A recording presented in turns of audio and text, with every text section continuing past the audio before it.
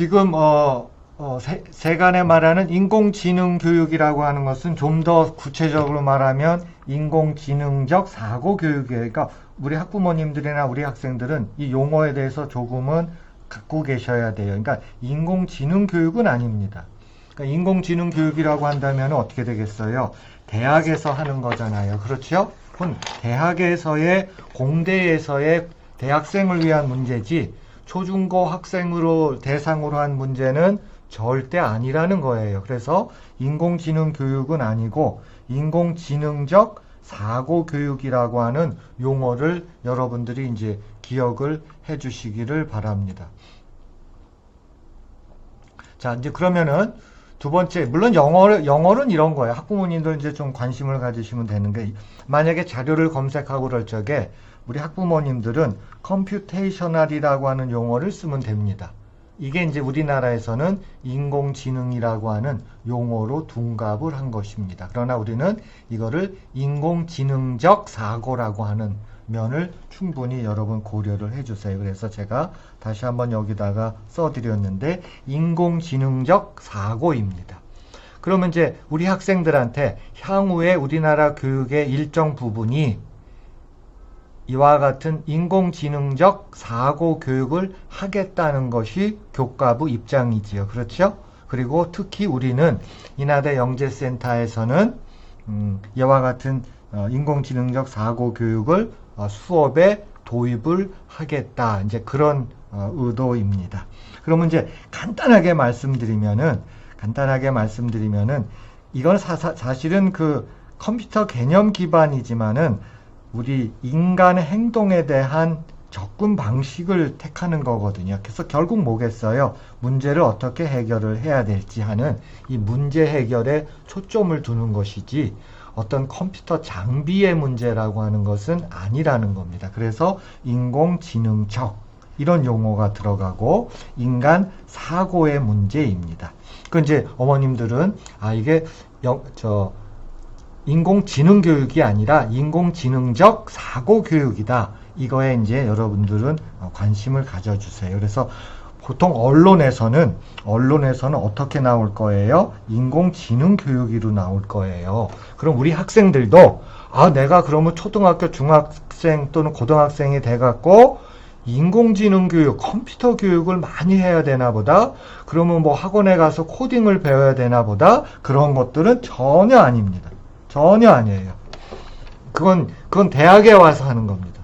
자, 우리 초등학생, 중학생들 잘 들으세요. 인공지능 교육은 어디 가서 하는 거라고요? 대학에 가서 하는 거예요. 자, 어떤 학생, 여러분 중에는 기계공학과를 입학할 수도 있겠죠. 그럼 기계공학과 가서 인공지능에 관련된 그런 교육을 받으면 되는 거예요. 또는 어떤 학생은 전자과에 갈 수도 있고 전기공학과에 입학할 수도 있어요. 그럼 전기공학과에 입학을 해서 거기에 계신 교수님들한테 인공지능 교육을 받으면 되는 거예요. 그러면서 그것을 어떤 장비에, 요새 테슬라 같으면 무인 자동차라고 할 수 있겠죠. 그렇죠? 이제 그런 교육을 받는 것입니다. 여러분 이제 앞으로 이마트 가잖아요. 선생님은 우리 가족은 이마트 가서 장을 보는데 앞으로는 이마트 천장에 이제 센서가 달릴 거예요. 그럼 센서가 달리면은 내가 물건을 사잖아요. 그러면 그냥 계산대가 필요 없어요. 이미 위에 있는 센서가 내가 산 물건을 자동으로 계산을 해서 내 통장에서 돈을 빼가는 거예요. 이제 그런 과정입니다. 자, 그래서 우리 부모님들이나 우리 학생들은 혹시 언론이나 이런 걸 통해서 인공지능 교육이라는 용어가 나오면 화들짝 놀라지 마세요. 그거는 인공지능적 사고 교육을 의미하는 것이지. 그럼 오늘 내가 무슨 얘기를 할 거예요? 그럼 인공지능적 사고 교육이 무엇인가를 얘기를 해야 되겠죠. 그렇죠? 그래서 사실은 미국에서 사용하는 용어를 제대로 번역하면 계산적 사고라고 불러요. 이게 정확한 용어입니다. 그런데 우리 학생들도 알겠지만 작년, 재작년 우리 부모님들 수학교육에서 계산기 교육이 잠깐 나온 적이 있어요. 그래서 그거하고 혼동이 되기 때문에 우리는 인공지능적 사고교육이라고 하는 것입니다. 그래서 우리는 적당한 계산을 통해서, 이건 손계산도 괜찮고요.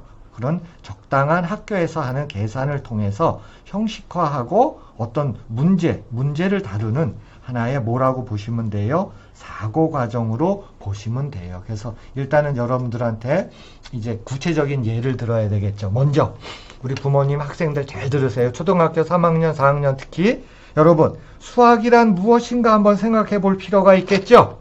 선생님이 오늘 정의를 내릴게요. 여러분들이 배우는 수학은 뭐냐면 패턴입니다. 패턴. 여러분 패턴이라는 말 들어봤죠? 그렇죠? 패턴이에요. 수학은 패턴을 공부하는 거예요. 그리고 패턴과 어떤 규칙입니다. 규칙. 패턴과 규칙을 공부하는 거예요. 패턴과 규칙을 공부하는 것입니다. 지금 그러니까 여러분들이 이제 초등학교에 들어와서 2학년을 벌써 지났죠. 그렇죠? 2학년을 지났으면은 이제 수학을 배웠단 말이야. 그렇죠? 그러면 수학이 무엇일까라고 생각을 할 수가 있겠죠. 자, 지금 여러분 첫 번째 결론 나왔어요. 수학은 뭘 공부하는 거예요? 패턴을 공부하고 하나의 규칙을 공부하는 것입니다. 그럼 이건 선생님이 내린 정의냐? 아니에요. 미국에서는 수학을 패턴과 질서의 과학이라고 불러요. 패턴과 질서의 과학입니다. 그러면은 뭘 평가하면 되는 거예요? 자, 부모님들 잘 들으세요. 학교에서는 우리 학생들의 뭘 평가를 하면 될 거예요? 패턴에 대해서 잘 인식을 하고 찾아낼 수 있는지, 규칙을 찾아내고 문제를 해결할 수 있는지를 학교에서는 평가를 한다는 것입니다. 물론 거기에는 여러 가지 6가지 종류가 있어요. 괜찮습니다. 뭐 최적화한다든지 기호화한다든지 뭐 추상화한다든지 그런 것들은 이제 우리 학생들한테 괜찮아요. 그러면 인공지능적 사고에서는 약간의 분류가 틀려집니다. 이거는 이제 미국에서 사용되고 있는 분류를 제가 이제 사용을 하도록 하겠습니다. 인공지능이라는 말이 나오면 화들짝 놀라지 마세요. 최근에 언론에서 어마어마하게 나오고 학교에서도 많이 나와요. 그거는 사고의 문제입니다. 그럼 우리는 수학의 정의를 내렸죠. 수학의 정의라고 하는 것은 패턴에 대한 공부라는 걸 알았어요. 그럼 인공지능에서는 이렇게 4가지 용어를 써가지고 인공지능에서는 분류를 합니다. 그러니까 주로 계산에 관련된 사고 문제, 어떤 시스템적인 사고 문제, 모델링이라고 하는 사고 문제, 데이터, 즉 자료를 가지고 하는 사고 문제로 바뀌어요. 그러니까 초등학생들은 이해하기 어렵지만 여러분들이 그렇게 교육을 받을 것입니다. 그럼 이제 초등학교에서 말하는 인공지능 교육이란 무엇일까?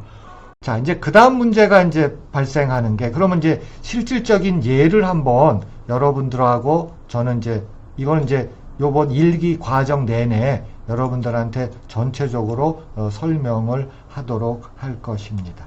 그러면 이제 구체적인 예를 한번 들어가 보도록 하겠습니다. 이런 거예요. 우리 학생들 이런 거 타일 가지고 만드는 거 많이 봤죠. 그렇죠. 이걸 펜토미노라고 불러요. 근데 펜토미노를 인공지능적 사고 교육으로 가게 되면은 굉장히 어려운 면이 뭐냐면 이런 거예요. 지금 이렇게 해서 펜토미노가 12개거든요. 그럼 펜토미노 12개를 60을 가지고 이렇게 직사각형, 이런 직사각형을 가지고 이렇게 만들 수도 있고 또는 또 다른 방법으로 만들 수도 있죠. 그렇죠. 그 인공지능 사고 교육에서는 어떤 교육이 필요하냐면 여러분들이 가능하면은 많이 만들어 보자 하는 것입니다. 그러면 최소한 저는 그렇게 생각해요. 한 4개 정도는 여러분들이 만들 수가 있어야 됩니다. 그게 이제 시도하는 거예요. 그럼 여러분들이 대학을 가면 어떤 일이 벌어지느냐? 이렇게 만드는 게 2339가지라고 하는 것을 증명할 수가 있어요. 그거는 지금 인공지능 교육이라고 하는 것은 뭐라 그랬어요? 대학에 가서 하는 거라 그랬죠. 그렇죠? 대학에 가서는 여러분들이 뭘 증명할 수 있어요? 아까 그와 같은 모양을 만드는 것을 2339개, 이거 하나 둘 셋 넷 해가지고 2339개를 만들어진다고 하는 것을 계산적으로 증명할 수 있다는 것입니다. 그건 인공지능 교육이에요. 그러나 지금 인공지능적 사고 교육은 뭐예요? 이와 같이 5개의 타일을 가지고 하면은 전부 다 12개의 조각을 만들 수가 있고, 이 12개의 조각을 이용해서 최소한 몇 가지는 이렇게 패턴을 완성시킬 수 있다. 이거는 인공지능적 사고 교육이라고 하는 것입니다. 자, 여러분 학교에서 평면 도형 같은 거 이동하죠. 주어진 도형을 돌리고 뒤집고 밀고 이런 거 하잖아요. 기억나죠, 여러분들? 그래서 여러분들이 어떤 걸 만들어요? 이런 걸 만드는 거예요. 그럼 이거 말고도 여러 가지를 만들 수가 있겠죠. 그렇죠? 어떤 규칙, 내가 규칙 얘기했었죠. 돌리고 뒤집고 밀고라고 하는 규칙에 의해서 이와 같은 패턴을 만드는 거예요. 수학은 패턴의 과학이라고 그랬죠. 패턴을 만드는 거예요. 그럼 이런 패턴을 이것뿐만 아니라 다양한 패턴을 만들 수가 있겠지요. 그렇죠? 맞지요? 그러면 이건 인공지능적 사고 교육이에요. 그러니까 여러분들은 학교에서 도형을 돌리고 뒤집고 밀고를 배웠다는 얘기는 인공지능적 사고 교육을 배웠다는 거예요. 그러면 여러분들이 그럼 인공지능 교육이란 무엇이냐? 그럼 그러니까 인공지능이라고 하는 것은 이거를 프로그램화하면은 이제 어떻게 보면 대학 수준을 가잖아요. 그럼 대학에서는 여러분들이 초등학교 했던 돌리고 뒤집고 밀고라고 하는 것이 어떤 식으로 되냐면은 좋다. 그렇게 돌리고 뒤집고 밀고 했을 적에 총 몇 가지가 되느냐 하는 겁니다. 그게 몇 가지가 있어요? 7가지입니다. 7가지예요. 지금 그렇게 배우는 건 아니죠. 그렇죠? 그래서 인공지능 교육 입장에서 보면은 이걸 분류라고 불러요. 가위, 바위, 보 이렇게 컴퓨터가 인식을 해가지고 3가지로 분류하잖아요. 그렇죠? 가위바위보 마찬가지예요. 여러분들이 초등학교 때 돌리고 뒤집고 밀고가 왜 중요하냐면 그게 인공지능적 사고 교육의 일환이고 다시 말씀드리면 부모님들 잘 들으세요. 이게 인공지능 교육으로 가면 그 대학이라고 그랬죠. 대학에서는 그와 같은 패턴들이 총 몇 가지가 존재할까? 전부 다 7가지가 존재하고 그 7가지 존재를 분류하는 알고리즘이라고 하는 것은 이러이러한 것이다라고 배우게 되는 것이에요. 그러나 이거를 초등학교에서 인공지능 교육 이런 거를 할 필요는 없지요. 그렇죠? 물론 저는 우리 영재센터에서 일부는 제공할 거예요. 이거를 좀 쉽게 만들어서 제공을 할 것입니다. 자, 여러분들 이제 생각을 해보죠. 그 모델링이라는 문제 같은 것도 이제 초등학교에서 사실은 있어요. 제가 원의 넓이에 대한 이야기를 한번 해볼게요. 여러분, 초등학교에서 원의 넓이를 다룹니다. 5학년 정도 될 거예요. 우리 3학년 학생들은 못 봤죠. 그렇죠? 원의 넓이를 자, 계산적 사고, 즉 인공지능이라고 하는 인공지능적 사고, 선생님이 인공지능적 사고라는 용어를 썼죠. 그렇죠? 인공지능적 사고에서 지능적 사고. 그러니까 인공지능적 사고에서는 원주를 어떻게 구하나 보세요. 원주를 어떻게 구하냐면 학교에서 구하는 거하고 조금 틀려요. 그러나 여러분들이 지금 충분히 이해할 수 있는 게 이거예요. 자, 먼저 한 변의 길이가 1cm, 1cm, 2cm 되는 이렇게 정사각형 통을 만들어요. 이렇게 정사각형 통을 만들어요. 거기다가 속에다가 이렇게 원을 내접시켜요. 이렇게 딱딱 들어맞게 원을 내접시켜요. 그런 다음에 여러분들이 위에 올라가서 콩을 던져요. 콩을 던집니다. 콩을 막 던져요. 콩을 던졌어요.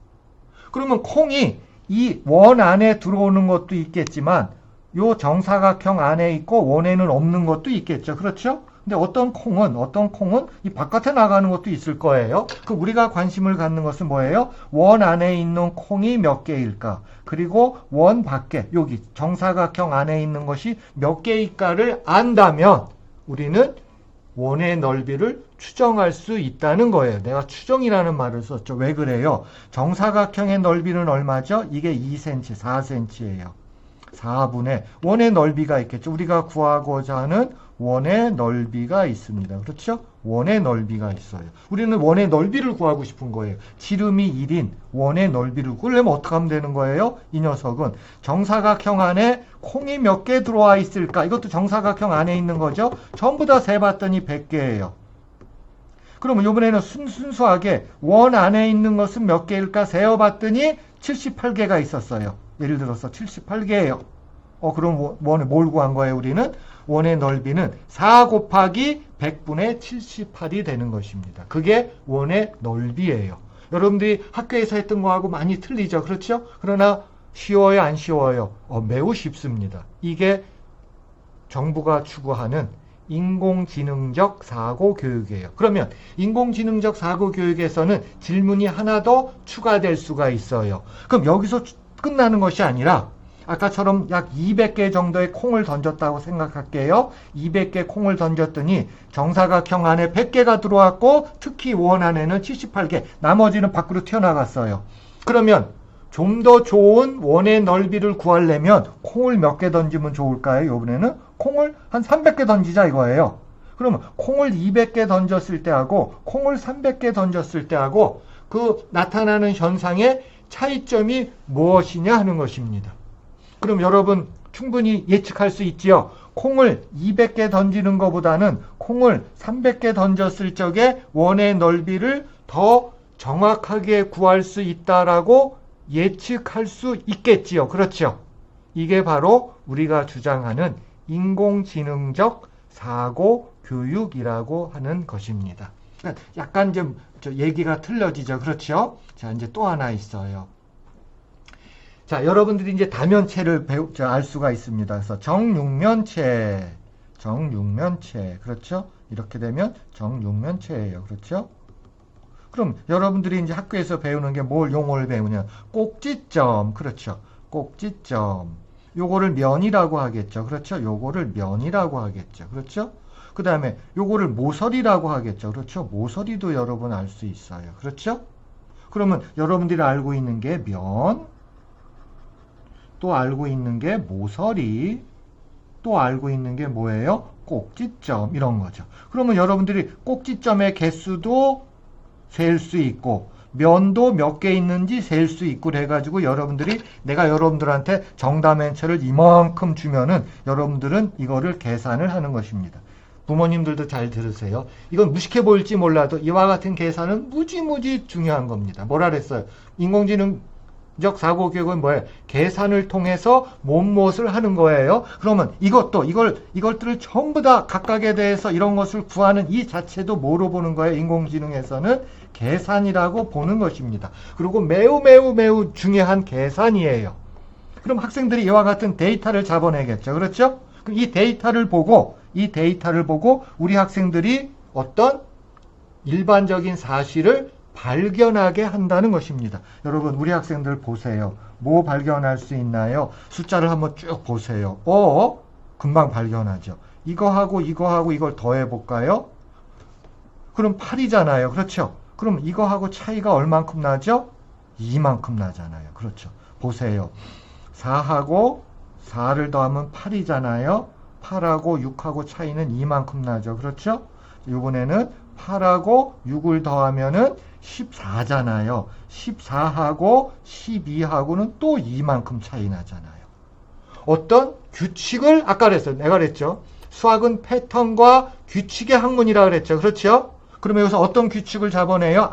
꼭지점하고 면을 더하면은 모서리하고 이만큼 차이 난다라고 하는 규칙을 잡아내는 것입니다.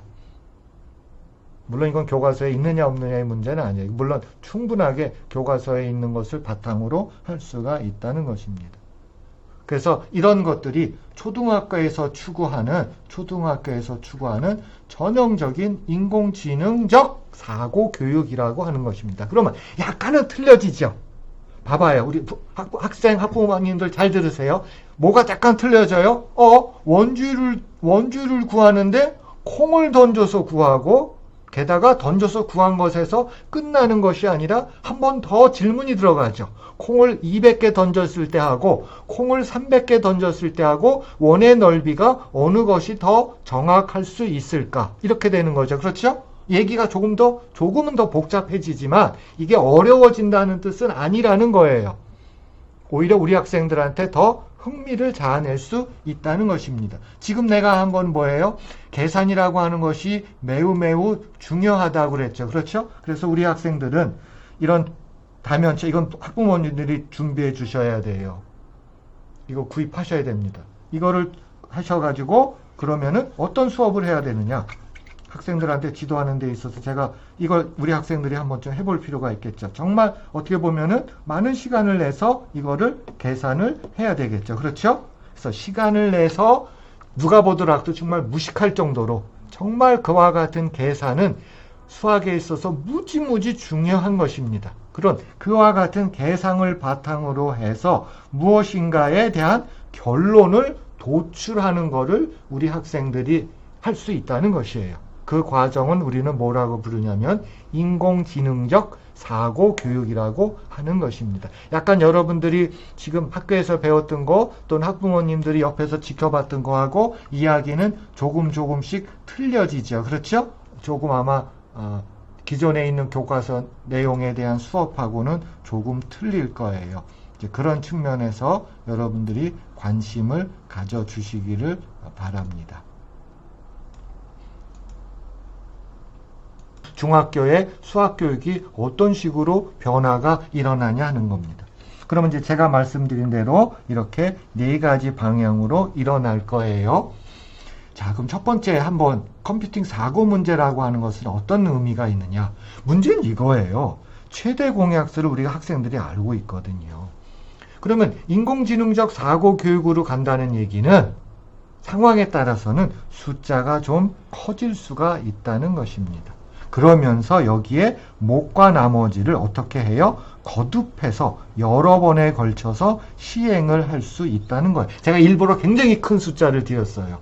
그러니까 숫자가 너무 작은 것은 아니라는 거예요. 중학교에서 말하는 인공지능적 사고 교육의 특징 중에 하나는 숫자는 커질 수 있다는 것입니다. 숫자는 커질 수가 있다는 거예요. 자, 마찬가지죠. 중학교에서 보통 루트 2를 접합니다. 근데 루트 2를 접할 적에 역사적 사실을 갖고도 하겠지만 그 근사값이 얼마냐 하는 거겠죠. 그러면 이제 그 근사값을 계산하는 과정이 필요하겠죠. 이런 과정입니다. 물론 이거 굉장히 고등학교에서 만나는 수열이지만은 그렇지는 않아요. 그렇지는 않고 이거를 가지고 어떤 규칙을 가지고 적당한 근사값을 어떻게 구할 것이냐. 물론 이거는 선생님이 쉽게 할 수 있어요. 내가 중학생을 가르친다는 얘기는 2분의 3에서 시작을 해서 평균을 냅니다. 평균을, 왜냐면 알거든요. 이 2분의 3하고 누구하고 평균을 내냐면은 뒤집어서 2배 한 거. 이거를 뒤집어서 2배 하면은 뭐예요? 3분의 4잖아요. 그럼 얘가 얼마냐면 12분의 17이 나와요. 그럼 된 거예요. 이렇게 중학교 과정에서는 루트 2의 근사값을 이와 같은 경로로 해서 구할 수가 있다는 것입니다. 이거 어렵다고 보지 마세요. 선생님은 이렇게 학생들을 가르치니까. 이건 뭐예요? 평균밖에 안 돼. 뭐예요? 두 수의 평균이에요. 2분의 3과 3분의 4의 평균입니다. 그냥 평균이에요. 이렇게 해서 평균값을 가지고 뭘 구하는 거예요? 이렇게 무리수의 근사값으로 이렇게 찾아갈 수 있다는 것입니다. 그럼 이와 같은 그 인공지능 교육에서는 물론 정확하게 우리끼리는 인공지능적 사고 교육이라고 얘기를 했었죠. 그렇죠? 그럼 인공지능적 사고 교육에서는 역사적 관점도 굉장히 중요합니다. 지금 여기서 흐름을 보면은 제가 이거를 1로 놓을게요. 얘가 1이면은 자, 중학생들 잘 보세요. 여기서부터 여기까지 기럭지가 루트 2가 됩니다. 그래서 이거는 굉장히 의미 있는 그림이에요. 정사각형을 그리고 가운데다가 연결하면 정사각형이 나오고 다시 가운데를 연결하면 또 정사각형이 나오죠. 그렇죠. 이 구조입니다. 그래서 이 구조가 의미하는 것이 바로 루트 2예요.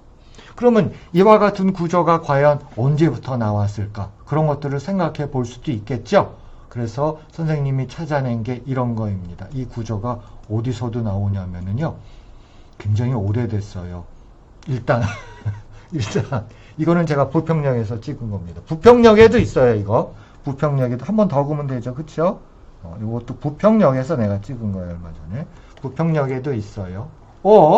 그런데 이게 이제 선생님하고 이제 수학여행을 좀 가야 되는데, 이거 코로나 바이러스 때문에 못 갔어요. 작년 여름, 그러니까 재작년 여름에는 우리가 수학여행을 갔었어요. 여기에 가면은 우즈베키스탄에 가면은 바로 이스마일 샤만이 묘가 있는데 이스마일 샤만이라고 하는 샤만 왕조 때 묘예요. 묘가 있는데 요 앞에 하나 둘 셋 넷 뒤에 5, 6, 7, 8개의 이게 있어요. 그래서 이거는 중앙아시아 때부터 그리고 그보다 훨씬 이전에 언제냐면요. 기원전 2000년이에요. 기원전. 여러분 기원전 알죠? 기원전 2000년 전에도 이 중앙아시아 이쪽에서는 있었어요. 그걸 우리는 뭐라 그러냐면 메소포타미아라고 불러요. 여러분 메소포타미아 들어봤죠? 그렇죠? 메소포타미아에도 있었어요. 그래서 메소포타미아에서는 루트 2를 이렇게 해석을 했어요. 여러분 루트 2라고 하는 거는 이제 초등학생들은 모르지만 괜찮아요. 특정한 아주 이상한 숫자예요. 루트 2를 이렇게 해석을 했던 거예요. 그런데 제가 이제 여러분들한테 우리 부모님들은 계산적 사고 교육이라고 하는 것이 어떤 의미인가를 포함하는 것까지 제가 얘기를 하는데 여기서는 제가 역사를 강조하려고 그래요. 이게 고구려에서 나온 쌍용 총이에요. 이게 고구려 5세기에서 6세기입니다. 여러분 고구려가 언제 멸망했죠? 668년에 멸망을 했어요. 668년에 멸망을 합니다. 이때가 보장왕이죠. 그렇죠. 이때 왕 이름 알죠, 여러분들? 보장왕이에요. 보장왕 때 이제 668년에 이제 멸망을 합니다. 그때 어쨌든 고구려 쌍용청에서 발견되는 거예요. 그 대신 이제 한강 이북 지역에서만 이게 발견되는 거예요. 이게 뭐라 했어요? 본질적으로 루트 2라고 하는 거죠. 루트 2는 무엇 곱하기예요. 무엇 곱하기 똑같은 겁니다. 기억 곱하기 초등학생 보세요. 기억 곱하기 기억을 하면 2가 되는 숫자예요. 기억 곱하기 기억을 하면 2가 되는 숫자예요. 그래서 그거를 의미하는 게 바로 이 디자인이 고구려까지 들어온 거예요. 그러면 자, 인공지능적 사고교육이라고 하는 것은 역사적 측면도 굉장히 중요하다고 그랬어요. 이게 이제 무리수에 관련된 이야기입니다. 이건 초등학생도 이해하는데 아무 문제 없어요. 제가 언제 한번 수업을 할 거예요. 그런데 그럼 인공지능적 교육에서는 역사적 배경도 중요하다고 그랬잖아요. 그렇죠? 그럼 예를 들은 게 이겁니다. 그러면 이거는 아까 말한 대로 메소포타미아 지역에서는 기원전 2000년 전에도 있었어요. 그리고 중앙아시아에도 이미 벌써 들어왔어요. 그러면 이게 어디까지 들어온 거예요? 고구려까지 들어온 거잖아요. 그러면 고구려하고 중앙아시아하고 어떻게 연결이 됐냐 하는 것입니다. 고구려하고 중앙아시아하고 어떻게 연결이 됐느냐. 그 증거 같은 것도 우리는 저는 수학 시간에 다룰 거예요. 자, 사마르칸트 궁전을 가야 됩니다. 사마르칸트 궁전이에요. 이거는 이제 우즈베키스탄에 여행했을 적에 재작년에 우리 학생들도 갔었어요. 거기에 아프라샵 궁전 벽화가 있어. 이런 궁전 벽화가 1960년대에서 70년대에 일본 고고학자들이 이 벽화를 발굴합니다. 그런데 1960년대에요. 일본 고고학자들이 우즈베키스탄에 가서 이 고고학 자료를 발굴하다가 굉장히 흥미로운 두 사람을 발견합니다. 흥미롭게 두 사람을 발견해요. 그러면서 대한민국의 고고학자들한테 숙제를 던져요. 야, 여러분 내가 이거 발굴했는데 굉장히 의미 있더라. 이거 한국 사람이야. 이거에 대해서 공부를 해주세요. 그랬어요. 바로 이 두 사람입니다. 그럼 요때가 언제냐면 7세기니까 600년대 후반이거든요. 근데 고구려가 언제 멸망한다 그랬어요? 688년에 멸망한 거죠. 그렇죠? 그럼 고구려가 멸망하기 전이면은 고구려 사신일 거고, 그렇죠? 그럼 고구려가 멸망한 이후라 그러면 이 사신은 누구예요?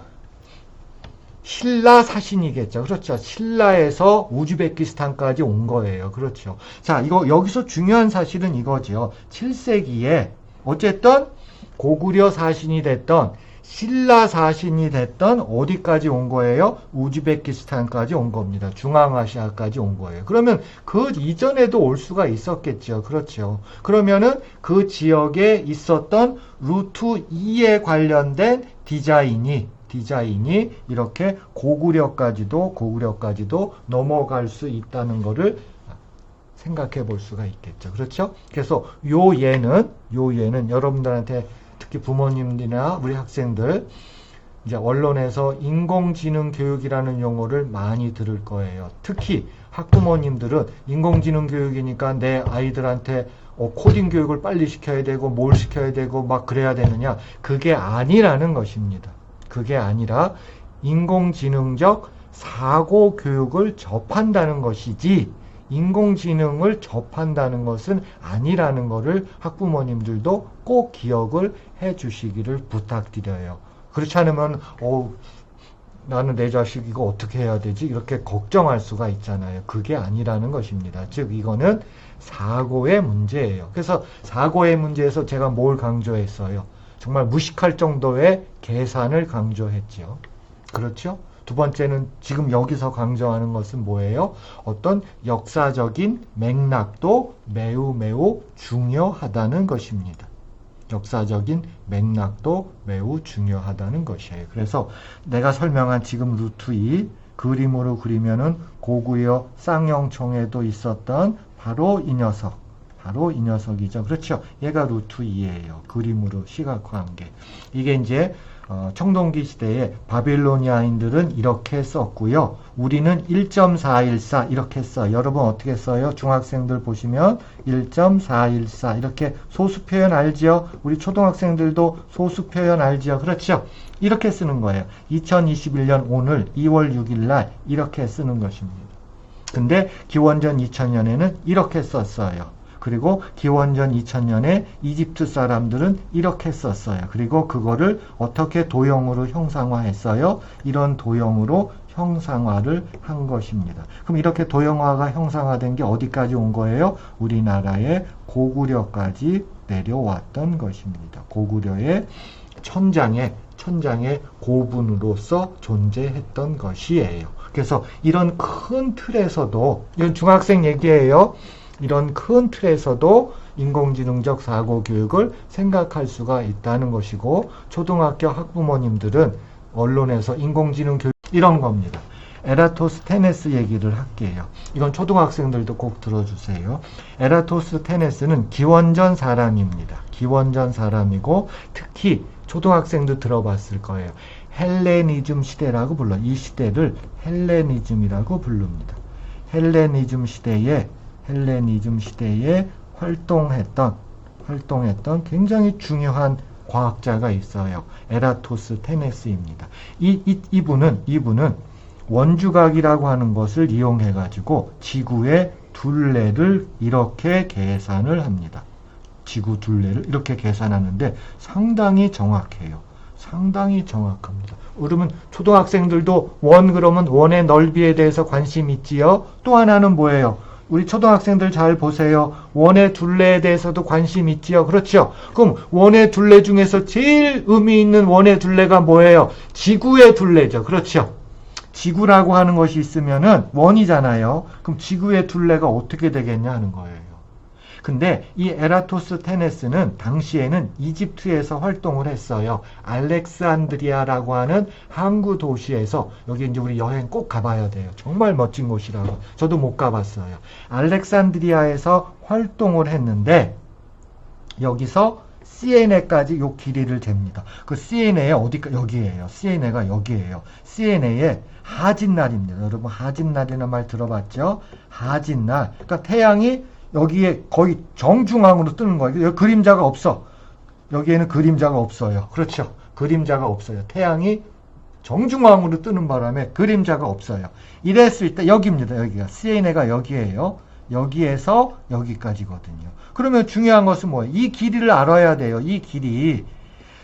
그런데 여러분 초등학생들도 잘 들으세요. 여기서부터 여기까지 길이, 지도 보이죠? 그렇죠? 이거 어떻게 재겠어? 근데 옛날에는 그 기원전이라 그랬죠. 그때가 헬레니즘 시대라 그랬죠. 그때는 어떤 직업이 있냐면 여기서부터 여기까지 길이를 어떻게 재? 이 거리를 어떻게 재죠? 여러분 생각해봐. 이거 거리 어떻게 재? 어떻게 재냐면은요. 제가 이걸 거리를 재는 사람이라고 한다면 어떡하냐면 걸어요. 알렉산드리아부터 시에네까지 그냥 주구장창 걸어요. 그래서 자, 한 발자국 1, 2, 3, 4 해가지고 그 기억을 하는 거예요. 그래서 내가 여기서부터 여기까지 건 다음에 따라서 이 거리가 얼마입니다라고 누구한테 보고를 한 거예요? 누구한테 보고했어요? 에라토스테네스한테 보고를 한 것이에요. 요거입니다. 요거를 보고한 거예요.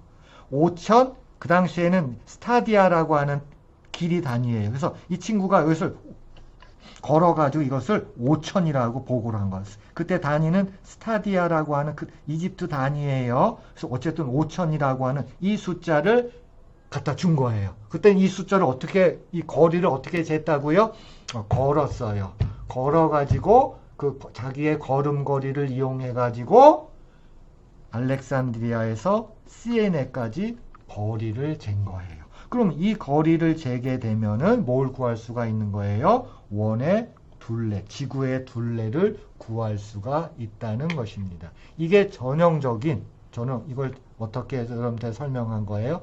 전형적인 중학교에서의 인공지능적 사고 교육의 예라는 것입니다. 그래서 초등학교 학부모님들도 이제 이런 계산 과정 다시 한번 잠깐 보여드리면 충분히 계산해야 되잖아요. 난 이거를 모델링 사고 문제로 분류하는데 학생들한테 다시 보여드리면 이와 같은 계산을 통해서 뭘 구하는 거예요?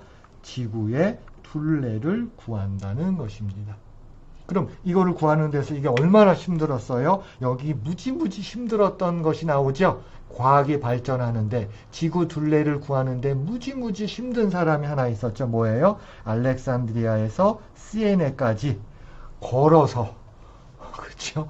걸어서 거리를 쟀다는 것입니다. 과거에는 그렇게 했어요. 기원전에는 그렇게 거리를 재서 했던 것입니다. 그래서 자, 우리 중학교 학생들 또는 초등학교의 경우에는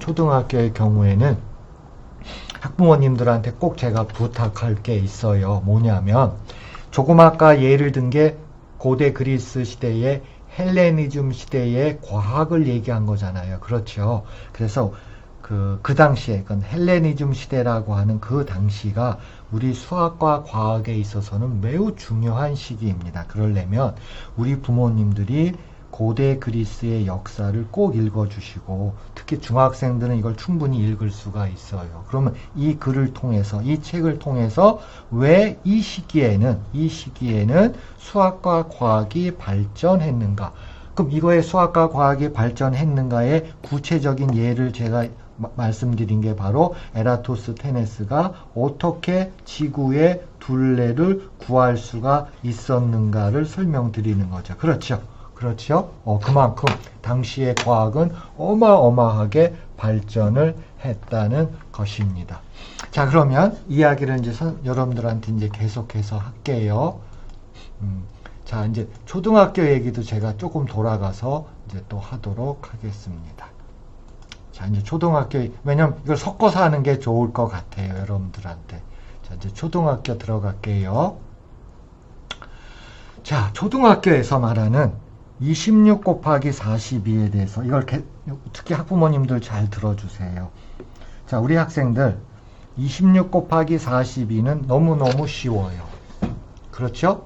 우리 학생들이라 그러면 26 곱하기 42를 9구단을 써가지고 하겠죠. 그렇죠? 9구단을 써가지고 합니다. 9구단을 써가지고 이거를 계산을 할 거예요. 그러나 제가 여러분들한테 말씀드릴게요. 우리 초등학생들도 잘 들으세요. 이건 9구단의 문제가 아니에요. 9구단은 그냥 하나의 트릭입니다. 트릭이에요. 어떤 패턴적인 걸 가지고 하는 것이지 이거를 정확히 계산했다라고는 말하는 것은 아니에요. 그러면 인공지능 교육에서, 인공지능적 사고 교육에서는 이거는 문제가 틀려집니다. 이거의 원래 뜻이 뭐예요?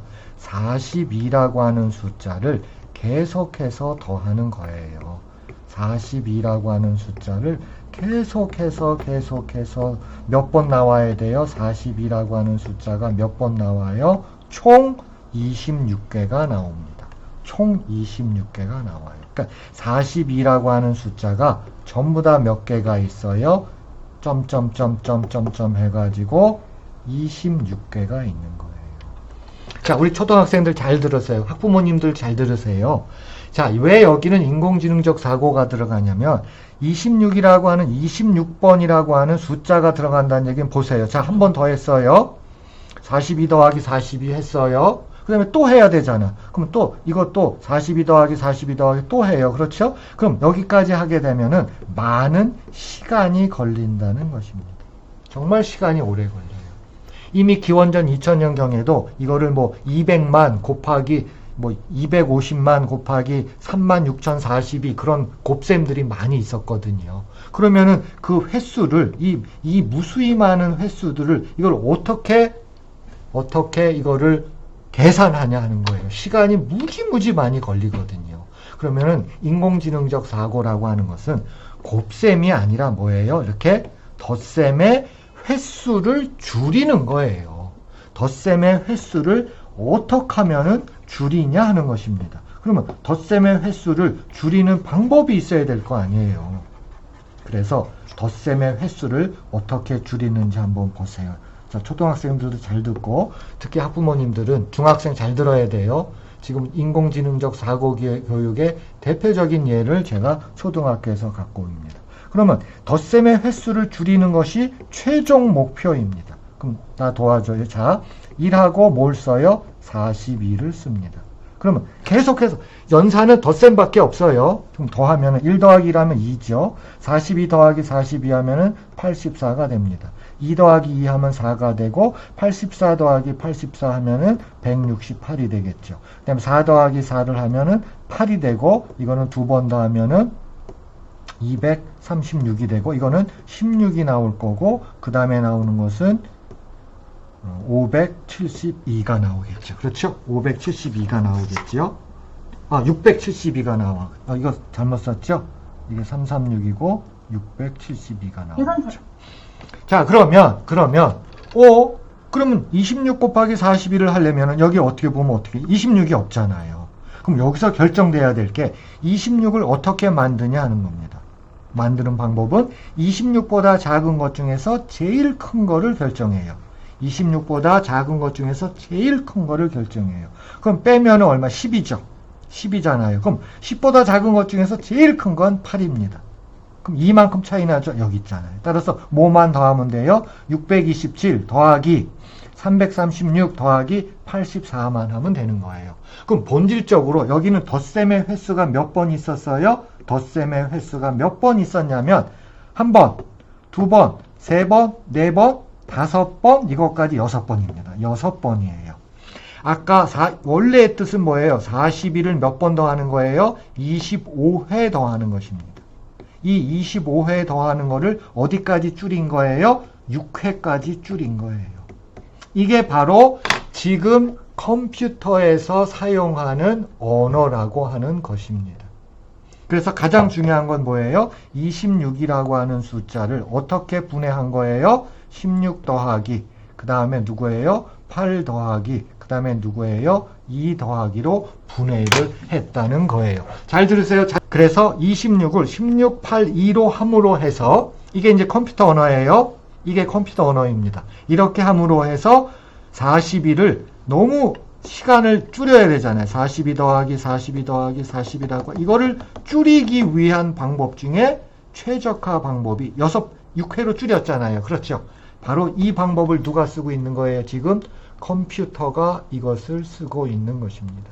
그러니까 여러분들은 구구단은 아니에요. 그렇죠? 이거는 계산을 빨리 하기 위해서 하나의 트릭이에요. 트릭. 속임수라는 말을 쓰면 이건 안 되지만 어떤 그 정도의 이야기예요. 그러나 본질은 뭐예요? 이거를 계속해서 더 해야 돼요. 그게 진짜예요. 근데 시간이 너무 오래 걸리잖아요. 그럼 인간들은 인공지능적 사고라고 하는 게 뭐예요? 횟수를 최대한 줄여보자 해서 6회까지 줄인 거예요. 근데 문제는 더 이상 못 줄여요. 더 이상 못 줄입니다. 이거를 더 이상 줄일 수 있는 알고리즘은 없어요. 제가 이제 처음으로 알고리즘이라는 용어를 썼는데 이거보다 더 줄일 수 있는 방법은 없습니다. 그런데 중요한 것은 이렇게 위대한 방법이 언제 나왔을까요? 청동기 시대입니다. 이와 같이 위대한 방법은 청동기 시대에 나왔어요. 청동기 시대입니다. 여러분 청동기라는 말 들어봤죠? 그렇죠? 그래서 이거를 연도를 가지고 여러분들한테 어느 정도 정확하게 말씀드리면 대략적으로 기원전 2000년경입니다. 기원전 2000년경에 고대 이집트인들은 이렇게 덧셈의 횟수를 아까 25회죠. 덧셈의 횟수를 대폭 줄이기 위해서 이와 같은 방법을 썼어요. 그리고 우리는 이거를 컴퓨터에서는 용어는 의미 없어요. 이진법이라고 불러요. 컴퓨터에서는 이진법이라고 부르는 것입니다. 그래서 여러분들이 오해하면 안 돼요. 여러분들한테 내가 얘기할 게 있어요. 부모님들도 좀 의미 있게 들어주시길 바랍니다. 제가 순서를 조금 바꿨지만 괜찮아요. 제가 다시 또 왔다 갔다 할 것입니다. 자, 다시 한번 우리 부모님들한테 내가 확신을 주기 위해서 알고리즘 교육이란 무엇인가, 또는 컴퓨팅이란 무엇인가, 또는 코딩 교육이란 무엇인가에 대해서 다시 한번 학부모님들한테, 우리 학생들한테 내가 확신을 드리려고 해요. 자, 컴퓨터는 2차 세계대전 이전에 나옵니다. 그 유명한 알렌 튜링이에요. 알렌 튜링이라는 학자입니다. 수학자예요. 알렌 튜링이라고 하는 수학자예요. 또 한 사람의 위대한 수학자가 있는데 폰 노이만이라고 하는 수학자입니다. 폰 노이만이에요. 물론 폰 노이만은 양자역학에도 굉장히 밝고 또는 또 컴퓨터 바이러스 분야에서도 개척을 했고 상당히 많은 학문을 알고 계신 분이지만 어쨌든 수학자입니다. 두 명의 수학자에 의해서 컴퓨터가 만들어집니다. 특히 알렌 튜링이라고 하는 이 수학자는 영국에서 수학을 했는데 이 수학자는 암호에 관련된 해독을 컴퓨터로 해석하면서 2차 세계대전의 전쟁 기간을 어느 정도 축소를 시킨, 그렇죠. 그때 독일군의 그 암호를 해독함으로 해서 축소를 시킨 정말 위대한 수학자입니다. 그러면서 이제 컴퓨터가 시작이 된 거예요. 컴퓨터가 시작이 됩니다. 그리고 컴퓨터는 사고를 할 수 있을까라고 하는 화두를 던집니다. 자, 역시 폰 노이만 역시 이 위대한 수학자 역시 컴퓨터를 지금과 같은 컴퓨터가 만들어지는데 정말 위대한 역할을 하는 것입니다. 즉 수학자의 문제예요. 수학의 문제입니다. 컴퓨터는 수학의 문제예요. 그러면 여러분들이 생각할 때 알고리즘이라든지 코딩 교육이라든지 코딩이라는 용어가 최근에 나온 것이냐, 또는 뭐 4차 산업혁명이나 이런 것 때문에 알고리즘이라는 말이 나온 것이냐? 아니죠. 알고리즘이라고 하는 용어의 대상자는 누구예요? 알고리즘 용어의 대상자는 알콰리즈미 이 사람입니다. 알콰리즈미는 고대 도시 히바, 우즈베키스탄의 히바 출신이에요. 그러니까 이 사람 지금으로 말하면 우즈벡 사람이에요. 여러분 우즈베키스탄 알죠? 알콰리즈미에서 알고리즘이라는 용어가 만들어졌어요. 그러면 알콰리즈미는 언제 활동하던 사람이에요? 800년대에 바그다드에서, 여러분 바그다드 알지요? 바그다드에서 800년대에 활동하던 그 양반입니다. 그래서 그 양반의 업적을 기리는 입장에서 알고리즘이라고 하는 용어를 이 사람 이름에서 따온 거예요. 그러면 알고리즘의 역사는 우리의 위대한 두 수학자 이전으로 돌아간다는 것입니다. 2차 세계대전 이전으로 돌아가서 800년대에도 이와 같은 알고리즘이 구성이 됐다는 것이에요. 그렇죠? 우리는 그걸 갖다 쓰는 거예요. 그러나 더 중요한 것은 조금 아까 보셨죠? 청동기 시대의 고대 이집트인들이 덧셈의 횟수를 줄이기 위해서 어떠한 알고리즘을 만드는 거 보셨죠? 그렇죠? 바로 이 사람들입니다. 자, 이 사람 같은 사람. 이 사람은 기원전 2600년대의 사람입니다. 2600년대에 어떻게 보면은 수학자라고 말할 수가 있어요. 아까 선생님이 곱셈 했었죠. 그렇죠? 26 곱하기 40이라고 하는 덧셈의 횟수를 어떻게 하면은 왕창 줄일 수 있을까를 고민한 사람이 바로 이 사람입니다. 이 사람이에요. 자, 제가 어머니한테 할 얘기가 있어요. 우리 학생들 잘 들으세요. 물론 오해를 하면 안 되기 때문에 조심스럽게 말할게. 나는 사고육에 대해서 말하려고 그래요. 고대 이집트 시대 이 사람, 이 사람의 직업을 석이라고 부릅니다. 우리 학생들 잘 들으세요. 이 사람의 직업을 2000년 석이라고 불러요. 우리 학생들 잘 들으세요. 석이라고 부릅니다. 이 서기는 지금으로 말하면, 우리나라 지금으로 말하면 약 3급에서 4급 공무원에 해당돼요. 3급 또는 4급 공무원에 해당되는 이 사람입니다. 아까 그 알고리즘을 만든 사람이라 그랬죠. 그렇죠? 또는 만들거나 그거를 적용했던 그 사람들의 한 사람이에요. 그럼 이 서기라고 하는 직업은 우리나라로 3급이나 4급 공무원이라 그랬죠. 이 사람은 서기가 되면 고대 이집트에서 이 사람처럼 자 정말 위풍당당하죠. 그렇죠. 서기가 되면 돈과 명예가 모든 것이 딸려오는 그런 상황이었어요. 그러면은 국가에서 이 사람, 이 수학자나 마찬가지입니다. 수학을 많이 알아야 돼요. 이 사람을 시험을 봐서 뽑았어요. 근데 시험을 뭘 봤냐면 두 과목을 봤어. 두 과목. 하나가 뭐냐면 우리나라를 말하면 국어야. 1교시는 국어 시험을 봐요. 국어. 1교시는 국어 시험을 봐요. 문제는 2교시예요. 2교시는 무슨 시험을 보냐면 수학 시험을 보는 거야. 2교시는 수학 시험을 봐. 2교시는 수학 시험을 보는 거예요. 그럼 이 국어 시험이라고 하는 것은 뭐냐면은 이 당시에는 상형 문자를 썼어요. 상형 문자 3,000자 정도를 가지고 그거를 조합을 해갖고 문장을 만들어. 그럼 이 친구는 그 문장 만든 거를 해석할 수도 있어야 돼. 그 시험을 1교시에 국어 시간으로 해서 시험을 봐요. 자, 2교시입니다. 2교시에는 이 친구가 수학을 잘해야 되잖아. 그래서 수학 시험을 봐갖고 이 친구를 뽑아요. 그때는 여성도 있었고 남성도 있었고 다 뽑았어요. 그렇죠? 여자 남자 다 뽑았어. 그러면 부와 명예가 모든 것을 갖게 된 친구가 바로 이 친구예요. 서기입니다. 아까 수학 계산하는 거 봤었죠? 그렇죠? 아까 수학 계산하는 거 봤었죠? 조금 이따가 더 어려운 것도 보여줄게요. 이 친구들이 계산하는 수학을 보여줄게 하셨죠? 청동기 시대예요. 청동기 시대에 이 친구들이 수학을 어떻게 계산했는지를 일단 한 개는 보여줬어. 한 개는. 그다음에 몇 개 더 보여줄 거예요. 자, 그러면 이 얘기를 내가 왜 하냐면, 자, 1교시 국어 시험 보고 2교시 수학 시험 봐가 이런 정말 좋은 직업을 뽑았어. 그 우리 어머니들 잘 들으세요. 어머니 아버님들. 그럼 이 당시에는 어떤 일이 벌어졌겠어? 자, 어머니 아버지들 나하고 기원전 2600년으로 돌아가. 그러면 내 자식들, 여러 옆에 있는 자식들이 시험에 붙어가지고 이와 같이 정말 위대한 직업을 가져야 될 거 아니야. 얼마나 위풍당당해. 그쵸? 정말 위풍당당하죠. 그쵸? 그러려면 어떻게 했겠어요? 당시에 어떻게 했겠어?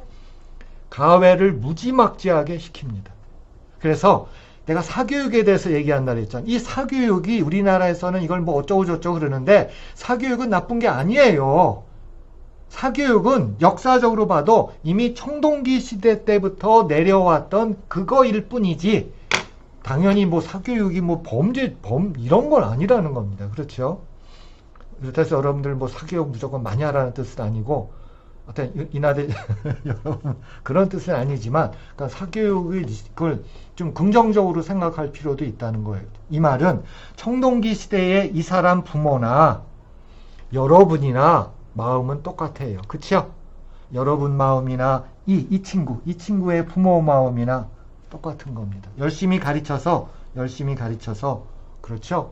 자기가 좋아하는 정말 훌륭한 직업 그거를 갖기를 원하는 거죠. 그렇죠? 그거는 청동기 시대나 지금이나 똑같다는 말을 하기 위해서 제가 얘기를 한 것입니다. 자, 우리 학생들 여러분들 이 양반처럼 그렇게 돼야 돼요. 내가 이거 나하고 역시 또 루브르 박물관을 한번 가야 되는데 수학여행을 여러분들하고 여러분 부모님하고 나하고 루브르 박물관을 가서 내가 알고 있는 지식을 거기 가서 내가 이렇게 설명하는 가이드를 내가 해야 되는데 빨리 이 바이러스가 끝났으면 좋겠죠. 그쵸? 이 바이러스 끝나면 내가 여러분들 데리고 내가 가이드를 할 거예요. 근데 그렇게 이렇게 재미없는 가이드는 아니야. 조금은 재미있어. 조금은 재미있어요. 그러니까 그날을 기대를 하자고요. 아셨죠? 나하고 그래서 루브르 박물관을 꼭 가야 돼요. 루브르 박물관. 내가 루브르 박물관에 가서 이 양반의 어떤 자태, 이 당당함을 보고 깜짝 놀랐고, 두 번째, 아니 어떻게 기원전 2600년, 지금부터 4600년 정도가 흘렀음에도 불구하고 살아있는 것 같아. 내가 이 양반 손톱을 자세히 봤거든요. 정말 살아있는 것 같아. 꼭 내 손톱 같아. 정말 내 손톱 같아. 어쩌면 이렇게 잘생겼을까, 그치요? 어쩌면 이렇게 그러니까 잘생겼다는 표현은 안 좋고, 어쨌든 위풍당당하죠. 그렇죠? 자, 이 친구가 또 어떤 수학을 풀었는지 여러분들하고 또 이야기를 나누도록 하겠습니다. 자, 당시에는 8분의 5라고 하는 숫자를 어떻게 이 양반은 해석을 했는지 내가 설명을 할 테니까 잘 들어야 되고, 자, 특히 초등학생, 중학생 동시에 잘 들어야 돼. 여러분 분수 배웠죠? 분수에 대한 이야기고, 학부모님들은 도대체 분수가 인공지능적 사고 교육에서 또는 언론에서 말하는 인공지능 교육에서는 어떤 의미가 있는가를 여러분들한테 설명하는 거니까 학생, 학부모님들은 굉장히 신중하게 들어야 됩니다. 자, 당시에 이 친구가 어떻게 인공지능적, 즉 컴퓨팅적인, 지금은 그때는 컴퓨터가 없었지만 컴퓨터가 있는 거하고 똑같아요. 자, 어떻게 했나 봐요. 원래는 이 문제가 뭐냐면은 나라고 할게. 내가 농사를 졌어요.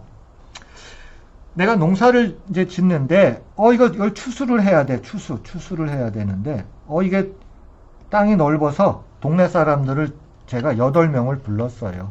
동네 사람들 8명을 불러가지고 부탁을 했어. 내 땅이 너무 크니까 여기 있는 보리 농사 졌거든요. 이것 좀 추수 좀 해주세요. 그랬더니 한 3시간 정도 하고 끝났어요. 8명이 달겨드니까. 그래서 내가 보답으로 내가 갖고 있던 보리쌀 5가마를 이 양반들한테 이제 나눠주려고 해요. 자, 아까 했던 거 잘 봐요. 여러분들은 분수 중에 단위 분수라는 거 알죠? 단위 분수라는 거 알아요? 몰라요? 단위 분수 알죠? 대답하는 거 내 귀에 다 들려요. 그래서 마이크 킬 필요 없어요. 자, 2분의 1, 3분의 1, 4분의 1, 5분의 1, 6분의 1 이런 거를 단위 분수라고 해요. 그렇죠? 자, 아까 했던 거하고 똑같은 일이 벌어져요. 자, 8분의 5보다 작은 것들 중에서 제일 큰 게 2분의 1이 먼저 옵니다.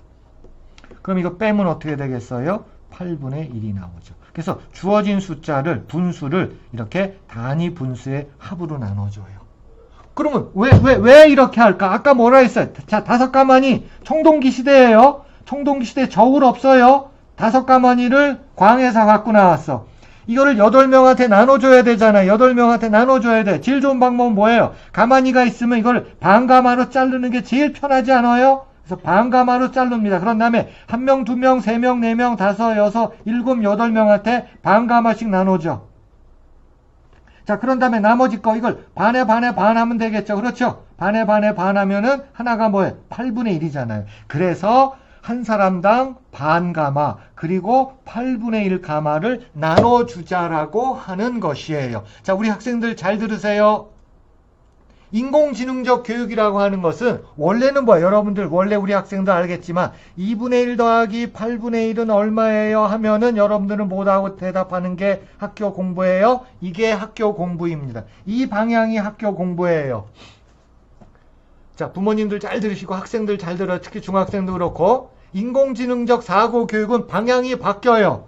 8분의 5란 무엇인가? 아까 봤죠? 작은 것 중에서 제일 큰 거 2분의 1이 동전으로 많은 500원짜리 동전이 먼저 떨어져. 그 다음에 100원짜리 동전이 먼저 나중에 떨어지는 거예요. 왜 이쪽 방향이 되냐, 이거. 이게 진짜죠. 왜 이게 진짜예요? 아까 봤잖아요. 내가 농사를 짓는데 땅이 너무 넓어. 나 혼자 못해. 그래서 동네 사람 8분을 내가 구했어요. 왜? 8명 정도면은 이거를 추수하는데 충분하거든. 8명 정도면. 그 다음에 당시에 이렇게 일했을 때, 내 이 양반한들한테 5가마니를 줘야겠다. 5가마. 그럼 내가 이거를 먼저 결정한 거야. 그러니까 숫자에서는 뭐가 먼저 결정돼요? 8이라고 하는 숫자와 5라는 숫자가 얘가 먼저 결정된다는 거예요. 그럼 얘가 먼저 결정되고 그러면 걔가 2분의 1 더하기 8분의 1이 된다 하는 것입니다. 이게 인공지능적 사고 교육이라는 것이고 이거는 뭐예요? 기존에 있는 그냥 계산 교육이에요. 기존에 있는 교육입니다. 물론 이것도 매우 중요한 거죠. 그렇죠? 이게 돼야 이게 분수의 사칙 연산이 돼야지만이 이것도 할 수 있는 거예요. 근데 여기에는 어떤 사고가 들어가 있는 거예요? 인공지능적 사고가 들어가 있고 다시 한번 강조하지만 학부모님이나 학생은 학교 같은 데서 이 용어를 어떻게 접할 거예요? 인공지능 교육이라고 접할 거예요. 오해하면 안 돼요. 그렇죠. 특히 학부모님들 오해하면 절대 안 돼요. 이게 바로 인공지능 교육에서 수업이라는 것입니다. 괜찮죠? 이해되시죠? 충분히. 자, 그러면 이제 또 여러분들한테 아까 했던 그 양반 알지요? 1교시 국어시험, 2교시 수학시험 너무너무 잘 붙어서 엄마 아빠가 가외시켜줘가지고 열심히 공부해가지고 국가에서 보는 시험에 붙었어요. 그래서 권력과 부를 한꺼번에 가진 아까 그 친구가 8분의 21을 어떻게 계산하는지 한번 보여줄게요. 자, 그래서 8분의 21을 할 적에 못과 나머지를 하게 되면은 여러분 이거 어떻게 해요? 21은 38이 24 안 되잖아. 28, 16에다가 얼마큼 나와요? 5만큼 떨어지네요. 그렇죠? 그래서 여러분들은 8분의 21은 2와 8분의 5입니다. 맞죠? 이게 이제 여러분들은 뭐라고 불러요? 자, 마이크 켜도 안 돼요. 대분수라고 여러분 다 들려요. 여러분들이 대분수라고 막 소리쳤죠? 내 귀에 다 들려요. 그렇죠? 이렇게 했어요. 이렇게 했죠? 자, 아까 그 친구 청동기 시대 때는 어떻게 했나 잘 보세요. 청동기 시대에는 어떻게 했나? 자, 8이 중요하죠. 그렇죠? 그래서 어떻게 쓰나 보세요. 2하고 8을 씁니다. 이쪽 방향은 계속해서 이쪽은 자, 2배를 하면은 16이죠. 그렇죠? 2배를 하면은 16이에요. 반배를 하면은 2분의 1이고, 이거 반배하면 얼마가 되죠? 4가 되겠죠. 그렇죠? 그럼 이거의 반의 반을 또 하면은, 이거의 반의 반은 2가 되겠죠. 그렇죠? 그 다음에 또, 이거에 다시 반을 하면 1이 되겠죠. 그렇죠? 1이 되겠죠. 이 상황이 벌어진 거죠. 아까 그 친구가 계산하는 거예요. 잘 일로 오세요. 그러면, 여러분은 여기 21이 있잖아요. 21을 어떻게 만들까요? 자, 16 더하기 4 더하기 1 하면 되잖아요. 그럼 여기다가 표시를 할게요. 이렇게 표시를 해요. 그럼 답 나왔죠? 여기 2 있잖아요. 2와 또 얼마예요? 2분의 1과 또 얼마예요? 8분의 1로 하는 것입니다. 이렇게 하는 거는 2 더하기 2분의 1 더하기 8분의 1로 이렇게 만들었어요. 여러분들은 어떻게 했어요? 이렇게 했고, 아까 그 친구는 청동기 시대 때 어떻게 했어요? 이렇게 했어요. 이렇게 했어요. 지금이나 그때나 별 차이 없고 오히려 그때가 더 어려웠었죠. 그렇죠? 우리는 지금 감히 이런 말을 할 수가 있어요. 인공지능 교육은 소위 언론에서 말하는 인공지능 교육은 나는 이걸 용어를 어떻게 썼어요? 인공지능적 사고 교육은 이미 청동기 시대 때부터 해왔다는 것입니다. 청동기 시대 때부터 해왔다는 거예요. 그래서 그거에 대해서는 여러분들이 지금 벌어지는 일에 대해서는 오해를 하시면은 안 돼요. 이게 청동기 시대 얘기가 옛날부터 있었나 보다. 그럴 필요가 없다는 것입니다. 언제적 얘기예요? 지금 얘기예요. 지금. 그러니까 인공지능이라는 용어는 지금 쓰고 있지만 사실은 학부모님, 그 다음에 우리 학생들, 이제 언론이나 학교에서 인공지능 교육이라는 말을 많이 들을 것입니다. 그러나 여러분들 오해하면 안 된다 그랬죠. 그렇죠? 그건 인공지능 교육이 아니라 그건 대학 가서 하는 거고 공대 가서 하는 거고, 거기서 말하는 것은 인공지능적 사고 교육이에요. 사고 교육이에요. 자, 그럼 그러니까 인공지능적 사고 교육이라고 그랬죠. 그렇죠? 우리 학생들 굉장히 힘든다는 거 나도 알아요. 그렇죠? 이제 다 끝났어요. 이제 결론하고 조금 쉬었다가 이제 담임 선생님들하고 재미있는 시간을 가질 거예요. 자, 여러분 학부모님 특히 잘 듣고 학생들 잘 들으세요. 질문이 바뀌어요. 어떻게 바뀌어요? 아까는 어떻게 봤어요? 자, 학교에서 여러분 2분의 1 더하기 8분의 1은 하면 얼마입니까? 이게 기존의 교육이에요. 그러나 인공지능적 사고교육은 어떻게 돼요? 자, 8분의 5를 단위 분수의 합으로 분해하시오입니다. 그리고 왜 이와 같은 연산이 필요하냐 하는 거예요. 왜 이와 같은 연산이 필요하냐 이거예요. 어떻게 한 거예요? 8명한테 5가마니를 나눠주려면은 반가마하고 8분의 1 가마를 나누어 주면 된다라고 하는 분배의 본질적인 것을 이야기한다는 것입니다. 그럼 여러분들이 학부모님들이 걱정하는 거에 있어요. 이게 혹시 난이도가 높아지는 것이 아닐까? 난이도. 부모님들 걱정하죠. 이게 또 난이도가 높아지지 않을까? 근데 사실은 꼭 그렇지는 않아요. 두 번째, 약간 높아진다고 볼 수도 있겠죠. 그렇죠? 분수의 사칙 연산은 필수적인 거예요. 그러니까. 두 번째, 그러면 부모님들이 생각할 때 이런 거 생각하겠죠. 학교에서는 교과서를 가지고 따박 가르쳐야 되는데, 어느 날 갑자기 단위 분수에 대해서 하게 되면은 이만큼을 잡아먹어. 그러면은 나머지 두 개는 이거 어떡하란 얘기야. 나머지 두 개는 이거 어떡하란 얘기예요. 나머지 두 개 이거 어떡하라고. 그래서 수업의 재구성이 들어와야 돼요. 이건 이제 교육부 차원에서 들어와야 되겠죠. 그렇죠? 이 말은 뭐예요? 인공지능적 사고교육은 당장 이루어질 수 없다는 뜻이에요. 왜? 인공지능적 사고교육이 이루어지려면 교육과정의 재구성이 나와야 돼요. 자, 또 하나 학부모님들 꼭 기억해야 될 게 있어요. 자, 인공지능적 교육이 있고, 자, 그런 수업이 있어요. 좋아요. 수업 하자 이거예요. 그럼 이제 수업에 대해서 시간을 조절해야 되겠죠. 그렇죠? 수업 시간을 조절해야 되겠죠. 어떤 거는 그냥 확 빼버리고 어떤 거는 좀 많이 하고. 그렇죠? 자, 그런 다음에 지필고사를 본다고 합시다. 시험을 본다고 해봐. 근데 그 시험 문제가 옛날에서 했던 대로 똑같은 중간고사, 기말고사 똑같은 문제야. 궁극적으로 수능처럼 똑같은 문제야. 그러면 이런 교육을 받은 학생이 좋은 점수를 낼 수 있을까요? 안 됩니다. 안 돼. 내가 그걸 알아요. 안 돼요. 안 돼요. 그래서 평가가 바뀌어야 됩니다. 그래서 제가 지지난주에 인하대학교 손민호 교육대학원 원장님을 통해서 수능이 어떻게 바뀌는가에 대한 평가 얘기를 했잖아. 그쵸? 그럼 결론 낼게요. 우리 학생들보다는 우리 부모님들 정확하게 들어요. 언론에서 인공지능이라든지 학교에서 인공지능 말이 나온다. 그러나 그것이 정착되려면 교수법, 시간 조절, 그다음에 평가가 동시에 이루어져야 됩니다. 동시에 이루어져요. 그래서 지금 당장은 그렇게 될 수는 없어요. 그러나 우리는 인하대 영재센터에서 충분히 수업 내용이라든지 시간 조절할 수 있잖아요. 평가도 하잖아요. 발표 평가한단 말이에요. 그렇죠? 그래서 인하대 영재센터에서는 이거를 시작을 하고 있다는 것입니다. 그러면은 학부모님, 특히 인하대 처음 오신 분 또는 다니신 분도 인하대 영재센터의 특징은 뭐예요? 지금 가고 있는 방향은 인공지능적 사고 교육으로 가고 있다는 것입니다.